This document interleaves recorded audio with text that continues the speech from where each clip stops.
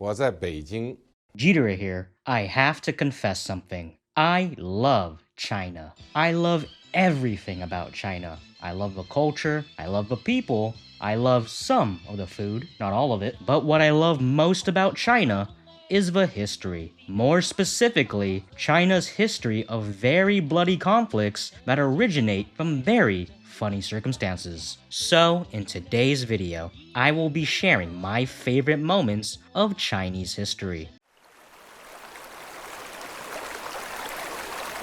One conflict that comes to mind is the Dungan Revolt, or as I like to call it, the Noodle Wars. And no, that is not some racist name that I gave it. Let me explain. It's 1862. And right now, China is ruled by the Qing dynasty, China's last imperial dynasty. And in the Shaanxi and Gansu provinces of China, there is a tension brewing between the Dungan merchants and the Chinese peasants. And this resentment goes deep, as the Chinese peasants fucking hated the Dungans. Because the Dungans were rich, as they dominated the entire local trade, the livestock, and craft industries. Essentially, a kind of reverse gentrification was happening, as the Chinese peasants felt resentful, as they felt they were losing economic opportunities due to the rich Dungan merchants. And this all came to a head when a market dispute over the price of noodles and bamboo poles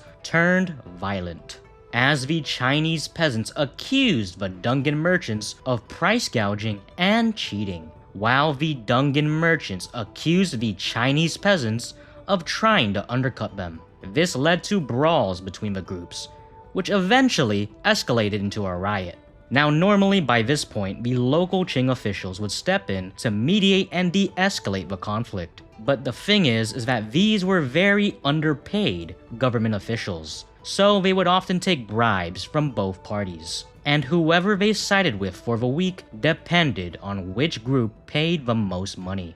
And what was probably the nail in the coffin was that instead of punishing the instigators fairly, was that the officials would instead collectively punish both groups, as they would tax, arrest, and even execute entire villages. And this led to both sides distrusting the local officials. And so, if the government wasn't gonna protect them, they would instead have to protect themselves. And so, the Dungan communities would form self-defense militias, which would in turn spur the Chinese peasants to do the same. The Chinese peasants would then turn on the local Dungans and kill hundreds. The Dungans would then retaliate by slaughtering entire villages of Chinese people. Both groups would go back and forth, with both sides trying to wipe each other off the face of the earth. What also didn't help was the timing of this conflict, as the Qing dynasty's resources were stretched thin, as different but equally bloody conflicts were happening at the same time in the south and north of China. By the late 1860s, this conflict would then spread to the provinces of Ningxia and Xinjiang, and as a result, entire regions starved, as both sides employed scorched earth tactics, burning each other's fields and villages to the ground.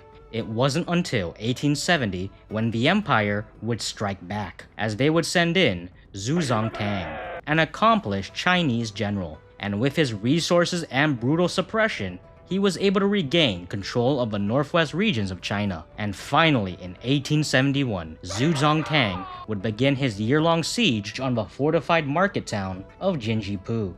Facing starvation, Dungan leader Ma Hualong surrendered in hopes of sparing his people. Unfortunately, mercy is a rare word in Chinese history, as the general and his forces massacred thousands in the city, including Ma Hualong and his entire family, and any survivors were either enslaved or exiled. And so, by the end of the conflict in 1877, an estimated 8 to 10 million people, mostly civilians, died either from the famines, the massacres, or the disease. So, to sum up what happened, was that noodles too expensive, 10 million dead.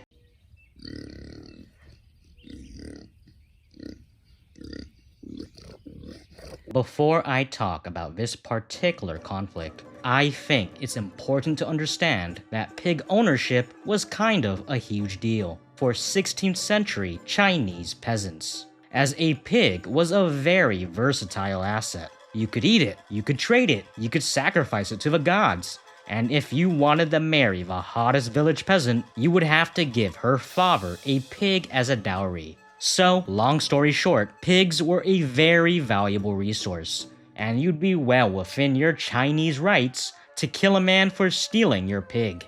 And that's how the battle for the pig started. Picture this, it's the 16th century, and a dispute has broken out between two villages in the rural Guangxi province of China, as one village claimed that the neighboring village had stolen their pig. And again, to reiterate, stealing a pig is one of the worst crimes you can be accused of in 16th century China. So the accused village was naturally insulted, as according to them, the pig had just simply wandered off. And so as a result, both sides would take a reasonable course of action by forming militias and fighting each other with farm tools and crude weaponry. And as the conflict dragged on, it would escalate as neighboring clans and villages were pulled into the conflict. And eventually, the fighting would become so widespread that half the county was at war. Crops were burned and villages were raided, which resulted in some districts of the province experiencing a famine. Eventually, the Ming government would intervene by dispatching troops to restore order. And so, as a result, several thousand people died. While not a lot of people died in this conflict compared to the other conflicts in this video, you have to understand that several thousand people died because of an argument over a singular pig. And most of the people that died were probably not even from those villages. Honestly, I'd be pretty pissed off if I was getting stabbed because of one pig from a village I've never even visited. And you want to know something very funny? This exact situation would repeat itself 200 years later, as in the 18th century, a conflict would break out in Taiwan between the Chinese settlers and the indigenous Taiwanese tribes, as a settler's pig would wander into an indigenous tribe's crop field and destroy their crops. The tribe would kill the pig in retaliation, but the settlers would demand compensation. The native tribes naturally refused, and inevitably, violence followed. And the quarrel would then escalate, as the settlers would arm themselves with guns and spears and attack the villages of the indigenous tribes, while the indigenous tribes would retaliate with ambushes against the settlers.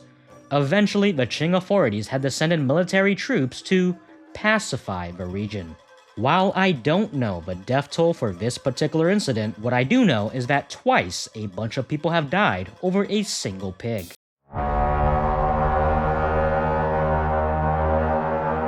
Alright, the final conflict I will be talking about is the An Lushan Rebellion, or as I like to call it, Liar Liar, Country on Fire. Now, the An Lushan Rebellion is without a doubt the single most bloody conflict throughout Chinese history, and I will be leaving out a lot of key details for the sake of brevity. So if you wish to learn more about the An Lushan Rebellion, I encourage you to do your own research, as it is a highly interesting period of history. Now, as the name implies, the An Lushan Rebellion was a rebellion started by a man named An Lushan. An Lushan was a Chinese general in the 8th century of China during the Tang dynasty, and he was beloved by the emperor at the time, Emperor Xuanzong, and he was even adopted as a foster son by the emperor's imperial consort, Yang Gufei, who was considered one of the top 4 beauties of ancient China. However, there was one person who didn't like An Lushan, the emperor's chancellor, Yang Guzong, as the chancellor saw the general as a threat to his position due to his relationship with the emperor, and as such he would repeatedly slander An Lushan by accusing him of plotting a rebellion, but the emperor just ignored Yang, as he really didn't like him. However, Yang Guzong would not give up, and would later try to have An Lushan recalled from his post and stripped of his position. And in 755 AD, An Lushan, realizing he could lose his position, and even worse, his life, decided that rather than wait for death, he'd be better off actually rebelling for real. Now, before we move on, I think it's important to understand how much of an idiot Yang Guzong was for doing this, as 1, An Lushan probably would not have rebelled, and 2, An Lushan was probably the most powerful man in China, as at the time, he controlled 150,000 battle-hardened soldiers who were exclusively loyal to him. Anyway, An rebels and proclaims himself the emperor of a new dynasty, which he names the Yan dynasty. And in 756 AD, the Tang court is forced to flee the capital, due to the approach of An Lushan's troops. And while fleeing, the soldiers would then stage a mutiny as they rightfully blamed the chancellor for causing the rebellion. They demanded his execution, and Emperor Zhongzong, desperate to appease the soldiers, gave the order for the chancellor's execution. But the soldiers' anger didn't stop there, as they also turned on his beloved consort Yang Gufei, as they blamed her for the corruption of the imperial court, as she had used her political influence to fill the royal court with her people and family members. Heartbroken, the emperor ordered her execution as well, as he saw no other way to appease the soldiers. However, An Lushan's reign as a self-proclaimed emperor was short-lived, as by 757 AD, An Lushan's health had declined considerably, and he would become increasingly paranoid and violent toward his own royal court and even his own family, as according to historians, An would physically abuse his wives, his concubines, and even his own son. And Qinshu, fearing for his life, would assassinate his father, and would then declare himself the new emperor of the Yan dynasty. However, An Qinshu's reign would also be short-lived, as 2 years later, in 759 AD, he would be overthrown and killed by Shi Siming, a former subordinate of his father. Shi Siming would continue the rebellion started by An Lushan, and the entire country would be dyed red with blood, as many people would die in droves due to the rampant massacres and famine. Shi Siming would also declare himself emperor, but he would then immediately die in a similar way to his predecessor, An Lushan, as he would also be killed by his own son, Shi Chaoyi, in 761 AD. However, the rebellion would finally collapse, as Emperor Shenzong's son, Suzong, succeeded his father as emperor and had rallied the forces necessary to end the rebellion. However, his reign as emperor would only be slightly longer than his opposition's, as he would die in 762 AD of a heart attack, making his reign as emperor lasting only 6 years. However, his son Daizong would eventually be able to finish the job, and in 763, Shi Chaoyi, abandoned by his troops, would off himself, rather than be captured by enemy forces. And with Shi Chaoyi dead, the rebellion was finally over. Despite the An Lushan rebellion lasting only 8 years, an estimated 25 to 36 million people died, which was like 1/6 of the world's population at the time, making it quite possibly the second deadliest conflict in human history, falling only behind World War II. Now that's some crazy shit, as this was before we had guns and bombs. Like, the most advanced technology at the time were fucking chariots. Anyway, I hope through this video you were able to gain a deeper appreciation for Chinese history, as unlike woke American history that fought over lame shit like oil and whatever the hell we wanted in Vietnam, the Chinese fought over the real shit, like pigs and noodles. Anyway, hopefully I was able to convey how fucking funny and gruesome Chinese history is.